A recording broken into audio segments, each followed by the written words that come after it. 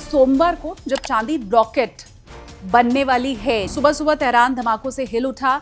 America और Israel दोनों ने मिलकर के ईरान के परमाणु और सैन्य ठिकानों पर मेजर कॉम्बैट ऑपरेशन शुरू कर दिया है। सिर्फ अमेरिका और ईरान ही नहीं बल्कि दूसरी जो अपडेट है, पाकिस्तान और अफगानिस्तान के बीच में भी तनाव बढ़ गया है। मार्केट एक्सपर्ट यही कह रहे हैं कि अगर सोना 5300 के ऊपर टिक गया तो अगला टारगेट 5600 का हो सकता है। एमसीएक्स के ऊपर यही भाव 1,80,000 बनता है और ये अगर पार करता है तो फिर 2 लाख की बात कही जा रही है सोने के लिए। ये कहा जा रहा है कि 2,95,000 का लेवल अगर चांदी पार कर लेती है, एक्सपर्ट ये बोल रहे हैं, तो वो 3,45,000 तक भी जा सकती है। हेलो एवरीवन, बहुत स्वागत है आप सभी का पैसा बोलता है विद एसकेटी। आप देख रहे हैं, मैं हूं आपके साथ शालिनी कपूर तिवारी।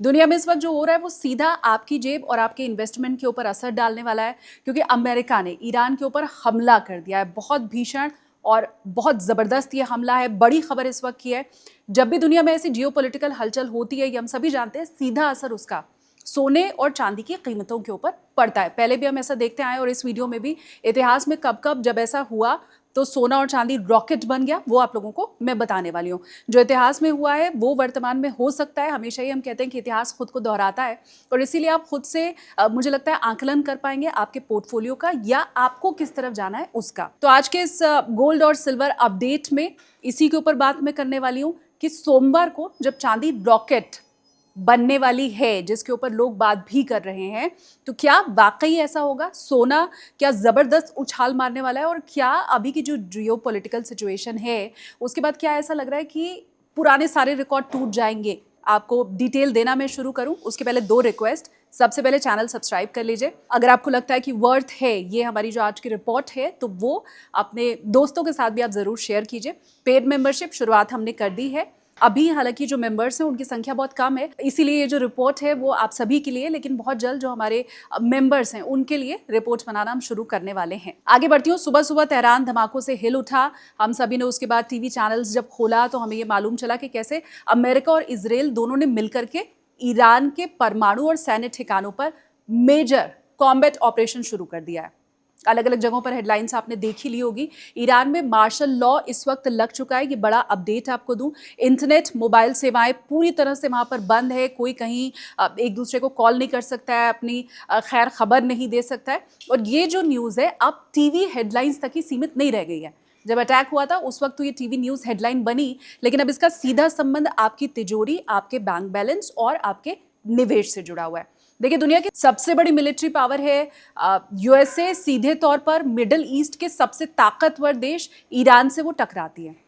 दोनों में से किसी को भी हम छोटा मोटा या हल्का नहीं आंक सकते हैं और इसीलिए पूरी दुनिया की अर्थव्यवस्था का नक्शा, ये जो एक हमला इस समय हुआ है उसके बाद बदल सकता है।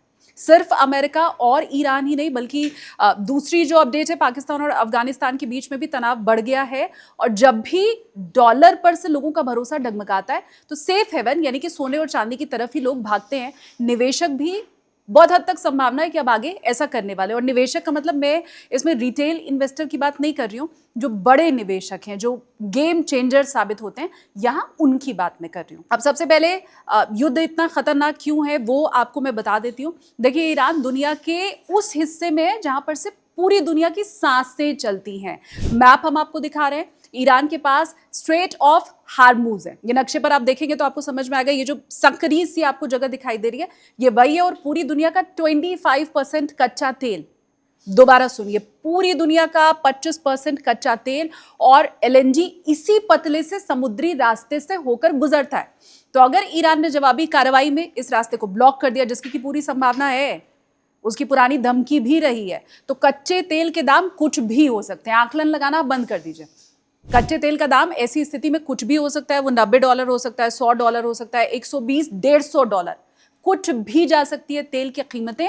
और तेल महंगा जब होगा तो भारत जैसे देश में पेट्रोल और डीजल के दाम आसमान छूने लगेंगे। और ये सिर्फ भारत की बात नहीं है, पूरे विश्व में लगभग आपको ऐसे ही संकेत मिलने शुरू हो जाएंगे। इसी तरह का रिएक्शन आपको दिखाई देना शुरू होगा और इसी के बाद शुरू हो जाता है महंगाई का चक्र। सब्जियां, अनाज, ट्रांसपोर्ट, सब कुछ इसके बाद महंगा होना शुरू हो जाएगा।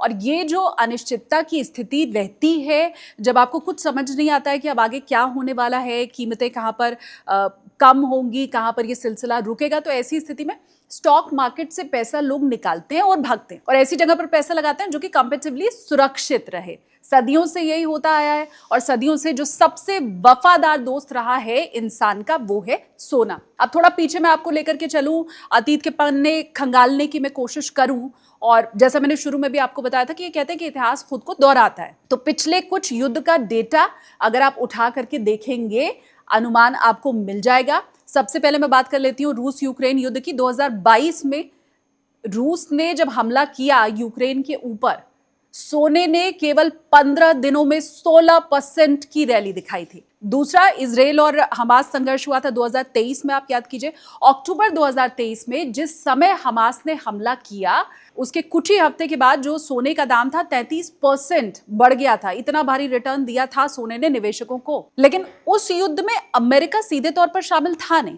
आज की अगर हम बात करें, आज के युद्ध की हम बात करें, अमेरिका तो सीधे तौर पर मैदान में कूद चुका है। अमेरिका का युद्ध में आ जाना मतलब सीधा हम समझ सकते हैं कि डॉलर की साख के ऊपर यहाँ पर दाम लग चुका है। जब भी डॉलर डगमगाता है सोना चमकता है।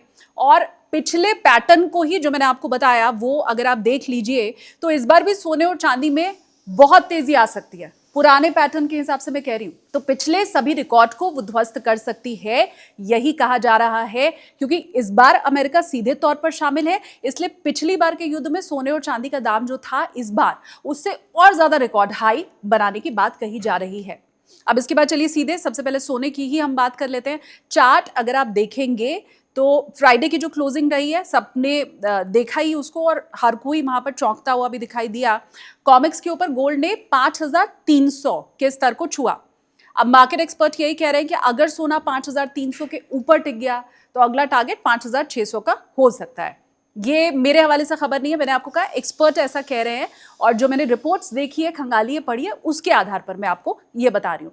एमसीएक्स के ऊपर यही भाव 1,80,000 बनता है, और ये अगर पार करता है तो फिर 2 लाख की बात कही जा रही है सोने के लिए। दोबारा सुनिए, 1,80,000 के आंकड़े तक सोना पहुंच सकता है, और उसको अगर क्रॉस करता है तो फिर 2 लाख के आंकड़े की बात बताई जा रही है एक्सपर्ट्स के तौर पर। मैं फिर से डिस्क्लेमर यहां पर दे दूं, ये जितनी भी राय है, आंकड़े मैं आपको बता रही हूं, मेरी तरफ से कतई नहीं है, ना मैं आपको निवेश की सलाह दे रही हूं। लेकिन जो मौजूदा परिस्थिति बन रही है उसका असर मार्केट के ऊपर मेरी तरफ से क्या हो सकता है, मतलब मुझे क्या लग रहा है, वो सिर्फ मैं आपको समझाने की कोशिश कर रही हूँ। अब देखिए, अमेरिका और ईरान के बीच ये जो सीधा टकराव हुआ है, उसके बाद मंडे मार्केट जब खुलेगा सोने और चांदी में एक बहुत बड़ा जंप वहां पर देखने को मिल सकता है। हालांकि ये बहुत जल्दबाजी होगी बताना कि जंप होगा तो कितना होगा, लेकिन ये कहा जा रहा है कि घबराहट में लोग खरीदारी करेंगे और उसी खरीदारी के चलते जो कीमतें हैं वो और ऊपर जा सकती हैं। ठीक है, अब लेकिन मार्केट को टाइम करना बड़ा मुश्किल है, अभी थोड़ा समय भी क्योंकि बचा हुआ है। आप समझिए शनिवार की पूरी रात, रविवार का पूरा दिन, फिर सोमवार को जब मार्केट खुलेगा तो ये एक लंबा समय है, और इस समय में युद्ध किस तरह से चल रहा है ना, कितना भयावह हो चुका है और कितने देश इसमें शामिल हो चुके हैं, ये सारी बातें ही मिलकर के तय करेंगी। अब एक पेच यहां पर है, मार्केट हमेशा एक सीधी रेखा में ऊपर नहीं जाता है। मतलब ऐसा नहीं है कि मार्केट आज ऊपर जा रहा है तो कल भी जाएगा, परसों भी जाएगा, एक हफ्ता लगातार बस एक सीधी रेखा है जिसमें वो ऊपर जाता जा रहा है, ये नहीं होता है। युद्ध की खबरों के बीच में स्पाइक्स भी आते रहते हैं।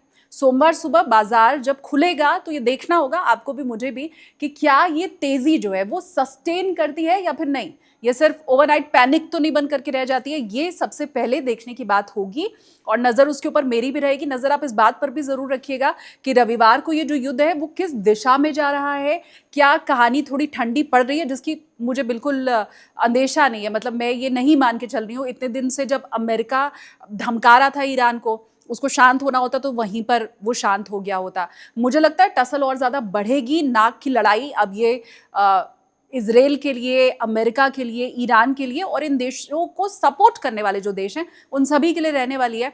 तो अब ये जो जंग शुरू हुई है, ये ऐसा नहीं है कि एक रात की 2 रात की कहानी भर रह जाती है। अब चांदी के ऊपर हम बात कर लेते हैं, क्योंकि चांदी की कहानी सोने से भी ज्यादा दिलचस्प और डरावनी बताई जा रही है। देखिए, चांदी को इंडस्ट्रियल मेटल फिलहाल कहा जा रहा है, हर कोई इस बात को जानता है। सोलर और टेक सेक्टर में कितनी इसकी भूमिका है आप जानते हैं। सोलर पैनल, चिप्स, इलेक्ट्रिक गाड़ियां, इन सभी के बिना काम वैसे भी हमारा चल नहीं रहा है, इन सभी में चांदी लग ही रही है। है ना। सप्लाई चेन का संकट खड़ा हो सकता है क्योंकि दुनिया की चांदी डिफाइन होने के लिए चाइना ही जा रही है। युद्ध के कारण लॉजिस्टिक अगर ठप्प होता है तो चांदी की किल्लत हो जाएगी।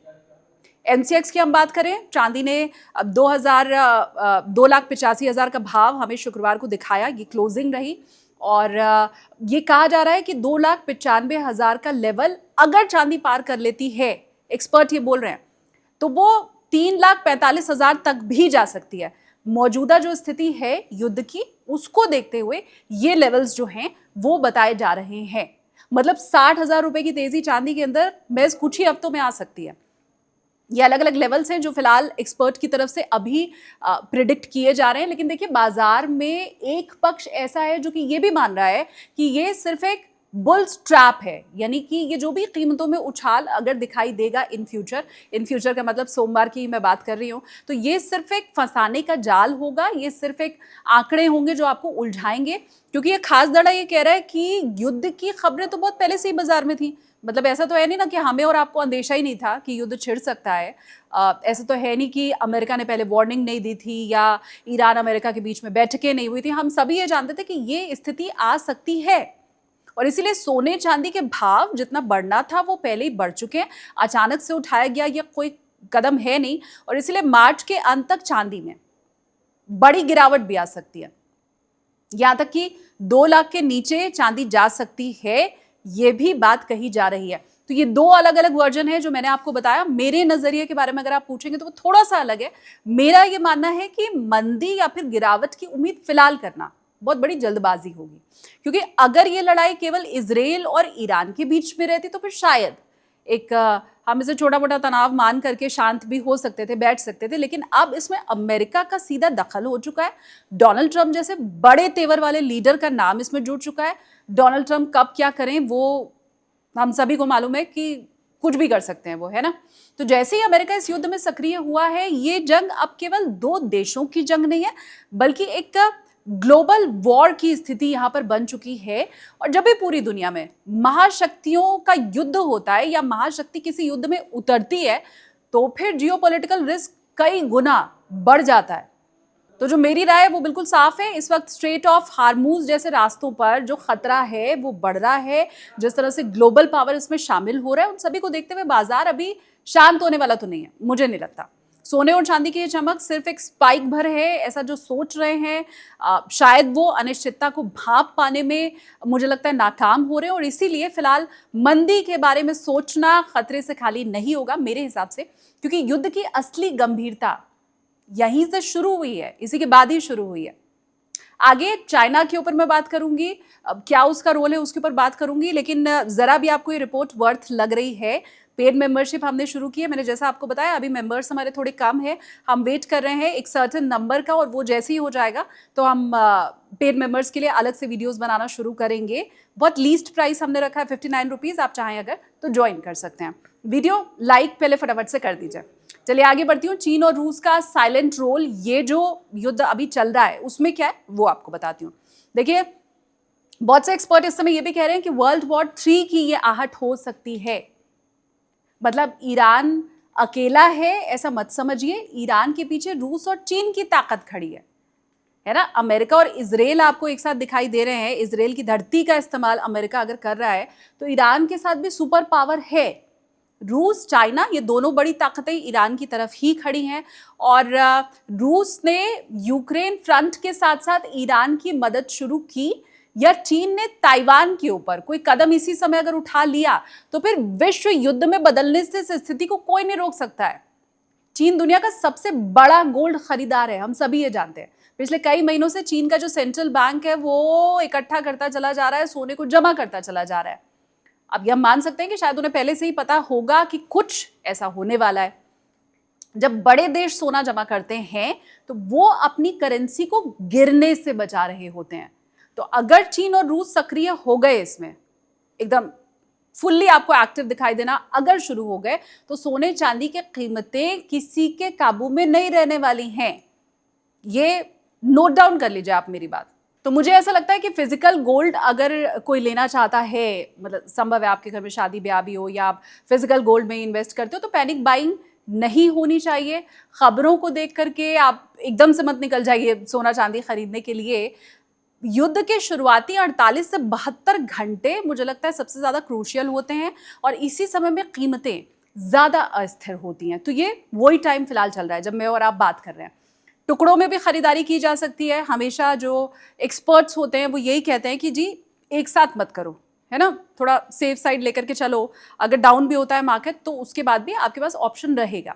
डिजिटल गोल्ड और ETF हमेशा से ही कहा जा रहा है कि सेफ है और सोने चांदी में जो निवेश करना चाहते हैं, उससे पैसे कमाना चाहते हैं तो ETF सबसे सुरक्षित बताया जाता है। चोरी का डर नहीं होता है, कभी भी बेच सकते हैं इसे। लेकिन अगर आप डिजिटल गोल्ड ऐप के जरिए खरीदते हैं, क्रेड हो गया, पेटीएम हो गया, तो RBI की जो नई गाइडलाइन थी, हालांकि अब तो ये गाइडलाइन भी पुरानी हो गई है मुझे कहना चाहिए, लेकिन जो गाइडलाइन RBI की थी उसके ऊपर आप ध्यान जरूर रखिए। फिजिकल या ETF को ज्यादा सुरक्षित हर एक्सपर्ट मानता है। ठीक है, निष्कर्ष कुल मिलाकर के यही है कि ईरान अमेरिका युद्ध ने पूरी दुनिया को अनिश्चित भविष्य में धकेल दिया है। आप भी नहीं जानते कल क्या होने वाला है, मैं भी नहीं जानती कल क्या होने वाला है, लेकिन सोना और चांदी फाइनेंशियल इंश्योरेंस सब बन चुके हैं। अपने पहले के भी एक वीडियो में ये बात मैं कह चुकी हूँ कि सोना और चांदी अब एक तरह से आप समझिए कि फाइनेंशियल इंश्योरेंस है। जैसे आप हेल्थ इंश्योरेंस लेते हैं, लाइफ इंश्योरेंस लेते हैं, तो ये आपका फिजिकल इंश्योरेंस अब बन चुका है। और इसीलिए ये जानकार यही कहते हैं, वो तो ट्रम्प के लिए भी कह रहे थे कि ट्रम्प साहब जब तक हैं तब तक सोना और चांदी आगे ही जाने वाला है, नीचे तो नहीं आएगा। अब मंडे मॉर्निंग बहुत अहम रहने वाली है। जब MCX खुलेगा, ऐतिहासिक होगा वो पल, मैं कह सकती हूँ, है ना। सोमवार की सुबह जब भी MCX खुलता है, ऐतिहासिक वो पल होगा। ऐसे में कुछ भी संभव है, क्योंकि सोमवार की ओपनिंग में अभी कुछ भी कह पाना मुमकिन है। युद्ध कितना भीषण होगा वही इन सारी चीजों को तय करेगा। अब आपके लिए एक काम छोड़ करके मैं जा रही हूं, कमेंट कीजिए, मुझे बताइए कि इस तेजी के पहले ही, मतलब संभावित तेजी जो बताई जा रही है उसके पहले ही, क्या सोना और चांदी आप खरीद चुके थे? हाँ या ना में मुझे जवाब दीजिए। वीडियो आप किस शहर से बैठ करके देख रहे हैं मुझे वो भी कमेंट में जानना है। और इस युद्ध और मार्केट की हर हलचल के ऊपर मेरी नजर रहने वाली है। जैसे ही कोई बड़ी खबर आती है ना, तुरंत मैं लाइव आ जाऊंगी, आप लोगों के सामने अपडेट आपको दूंगी। तब तक के लिए आप अपना और अपने निवेश का दोनों का ख्याल रखिए।